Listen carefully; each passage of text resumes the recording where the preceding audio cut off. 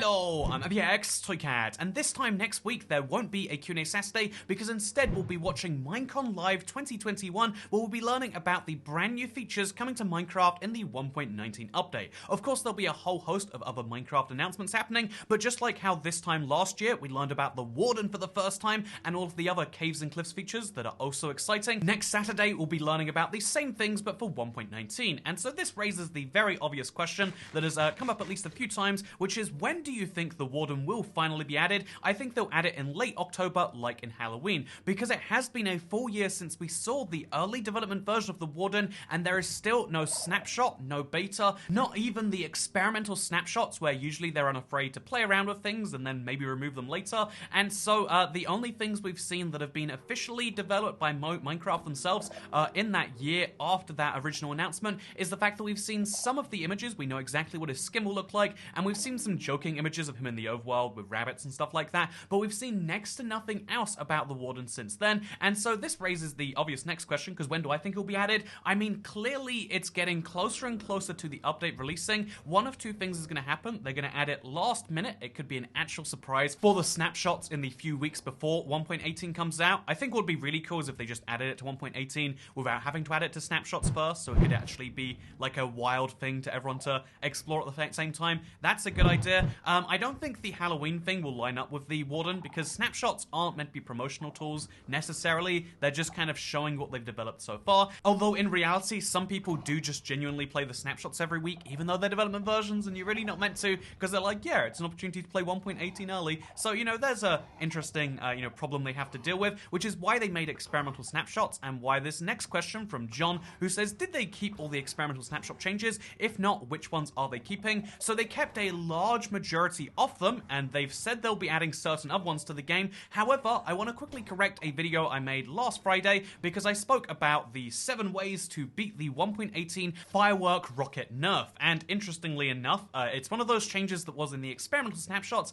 but has not made its way to the main snapshots yet. And yeah, I mentioned this on Twitter and I was like, yeah, that's kind of how it is, but I have official confirmation from a developer basically proving me wrong right here. But you know what, I'm sharing it with you all anyway because I want to make sure the correction is on file, that he says if it was in the experimental snapshots and isn't in the main snapshots yet, it is very likely isn't going to be in 1.18. I said that totally correctly, don't you question me. But basically, the firework change is very likely not going to be in 1.18, and there are a lot of world generation changes that they are going to port over because they just didn't by mistake. However, it sounds like from this tweet that the firework rocket nerf was not a mistake, but instead they just decided it didn't achieve the desired effect, and so beating the firework rocket nerf is really easy because in 1.18, as best we can tell now, it is not going to be nerfed. And yeah, I feel like they might take a look at this in the future again, like try and revisit this. I feel like, again, the easiest thing to do would just be to improve performance, so you have to match that. But again, some incredibly interesting news that maybe you find interesting. Maybe you also find it interesting when we look at this next question from Mr. B, who asks, do you think the community vote should be removed if another annoying/useless mob wins? And this is in reference to the glow squid and the phantom, and I mean, it's for what it's worth mentioning. I mean, the fox was also technically community voted, and not everyone hates that because we don't really remember it existing. So the interesting thing here is that I think that, of course, if another useless or annoying mob wins, then it's gonna suck, and we're gonna be like, yeah, democracy sucks. Let's go back to the system where we're like some people in charge, they decide everything. Of course, that's going to be the logical response, and maybe there's some mastermind at Mojang who's like, yes, I will consolidate power. I will decide what mobs are added to Minecraft, not the damn community with their darn silly suggestions about skeleton dogs or whatever else. But I think the actual solution here, if someone at Mojang is looking at the last year vote and trying not to emulate it, is don't add useless mobs to the voting pool. You know, clearly, again, this is maybe gatekeeping democracy or something, but clearly the way these mob votes work is you don't get to vote on any mob, you get to vote on one of 3 or 4 suggestions that Minecraft picks. This year it looks like it's going to be 3 mobs, and so given that that is the case, maybe they should make all 3 of them exciting, interesting mobs that we should be proud to have. I think one of the big mistakes they've made in previous years is going, yeah, you know what, these are some dumb things the community can vote on.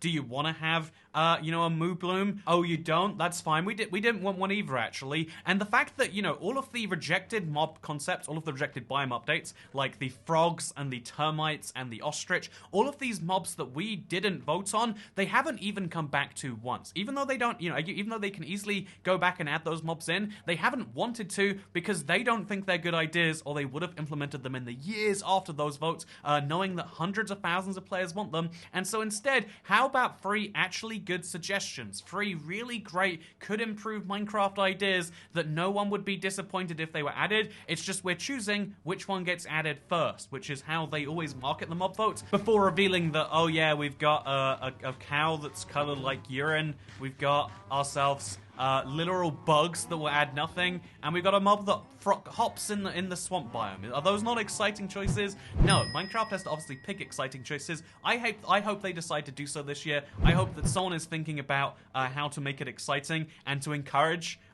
people to participate in democracy, rather than saying, it's all pointless. Speaking of things that are entirely pointless, this is Chris666 said, if we had to do the mob vote on social media, which one would you choose to host the poll on, or is Twitter still the best place for it? If you don't know, they do the mob vote on Twitter, so Twitter is not only a place where you can learn about my video announcements, see my random thoughts, and ask questions for QnA Saturday, but it's also where you can vote on the next addition to Minecraft. And should it be Twitter is the question from Chris, and the answer is I think it should obviously be on the most secure social media. I don't know if multiple voting on Twitter is easy, but you can tell that there was a lot more votes last year compared to previous ones. And so yeah, I feel like Twitter, if you ignore that concern and you just assume they can fix that, I would say that Twitter is the logical place, because Twitter is the short form social media. It's the easiest one to get into. It's the most customizable. You choose who you follow, right? Do you want to follow YouTubers? Do you want to follow Minecraft developers? Do you want to follow people who tweet about airlines? Or do you want to just follow your friends? You can kind of pick what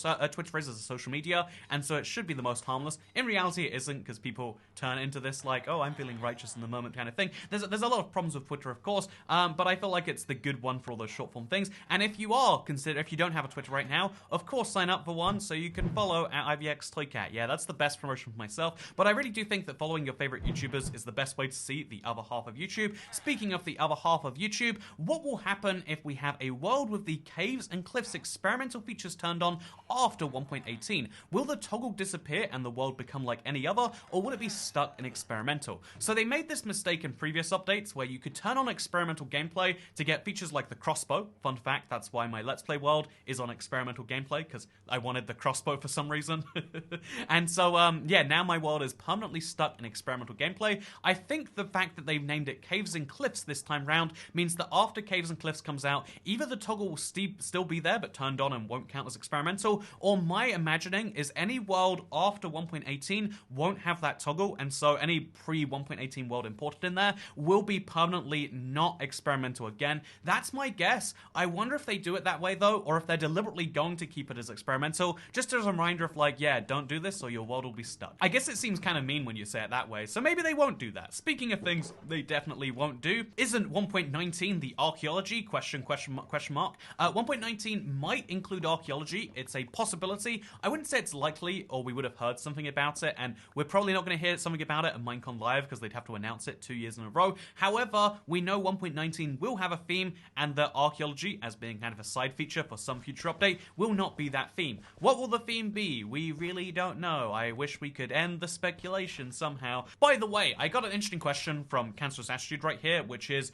do you think that children should have Twitter accounts? And I thought this was a really interesting one because it's a big debate as like, should you have social media as a whole? I feel like there's this news story going around every single 3-day cycle. It's like, ooh, did you know Facebook is harming young teens or whatever? And I wanted to just come in here with my little opinion, in case you're curious. I don't think that Twitter is inherently harmful. I don't think that Facebook is inherently harmful, or Instagram is inherently harmful. I don't think Minecraft is inherently harmful. I don't think anything is inherently harmful. And when you look at studies, they generally just show that if you do anything to ludicrous amounts, the rest of your life will suffer. If you spend 15 hours on Twitter and looking at social media instead of doing whatever the heck it is you meant to do at that age, of course things will go badly for you. And so here's the question: should you enforce that via the legal level, or should you enforce that should the platform be enforcing that? Wouldn't the best way to be like having parents enforce that and be like, yeah, you can decide what is good for your child, and if you think that means letting your children on Twitter, that's great. And if you think that means not letting your children on Twitter, that's also great. I feel like we do so much of this, like, parenting by proxy, where we're like, you know what, instead of actually letting parents decide things, let's just have it all be done, like, kind of nationally. And I get it, there are bad parents that, you know, can't be stopped there, but if your parents really wanted you on Twitter, they can make you an account. If your parents really wanted you on Twitter and it wasn't against the rules, then of course, then you can just pretend to be 18. I definitely never pretended to be 18 to get on things I shouldn't have when I was younger, and it's like, yeah, the only way to actually stop those things is to have someone they respect telling you about them. And does anyone respect social media? And does any 11-year-old even know what the government is? I mean, you'd hope so, actually. But speaking of things you don't know, let's move on to some questions I had about some videos I posted this week, because does it really make sense to you that fish drop bones? Fish don't have bones, at least not the MC depiction of a bone. And thank you very much for the questions, Zeta, on the 50 parity differences between Bedrock and Java. I really like that thumbnail, by the way, but I wanted to answer this question by saying, you know what, I think that fish do have a giant bone going through them, because I know you have to debone a fish, and so fish dropping one bone makes sense. Isn't it weird, though, that skeletons have 224 bones in their body,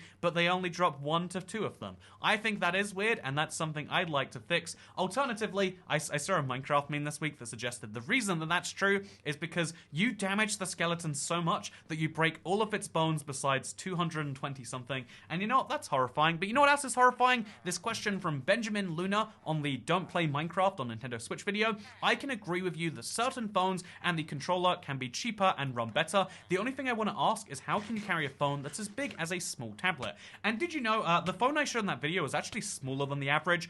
Phones have just gone to the size where they are small tablets. They are a device that can play tablet content. I mean, have you seen the Fold 3? It is genuinely a tablet in your pocket. I think if you're a guy, then it doesn't really matter how big a phone is. My phone could be an extra 3 inches long. It's still going to fit just fine in my pocket if it's light and it's the right form factor.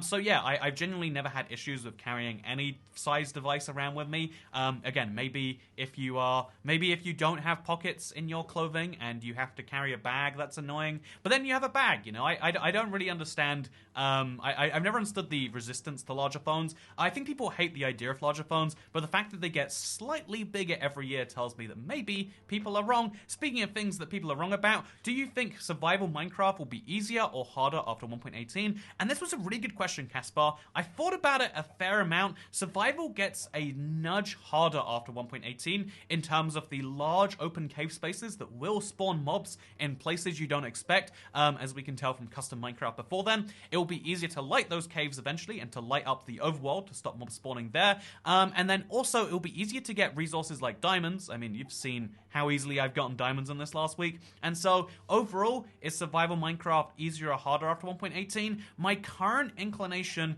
is it gets slightly harder, but mostly the challenge changes. Mostly, if you know what you're doing, you'll be able to get past those things. Diamond mining can get easier if you know how to get down there. And yeah, the very difficulty of the game changes, and I'm excited to see what those changes feel like. Speaking of excitement, Punit Dagar says, hey Toycat, what are the plans for dungeons / what do you want to see with dungeons in 1.18?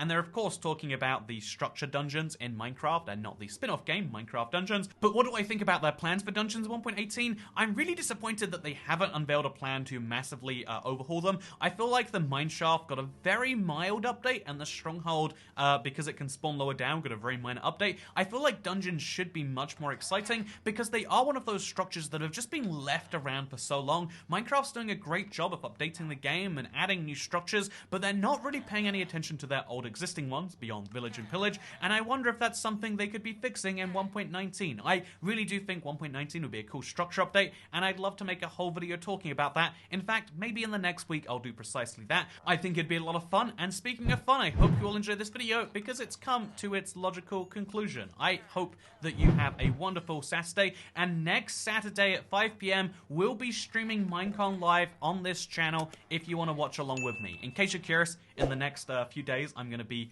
heading out and doing my driving stuff, so if we learn about the new mobs, I'll be making videos in the evenings from my hotel if you want to see those. Otherwise, I've tried to make it so you hopefully can't even notice that I'm gone, and yeah, let's find out how the next week goes. Thank you very much for watching this video. I hope you all enjoyed, because I'll see you all next time. Goodbye.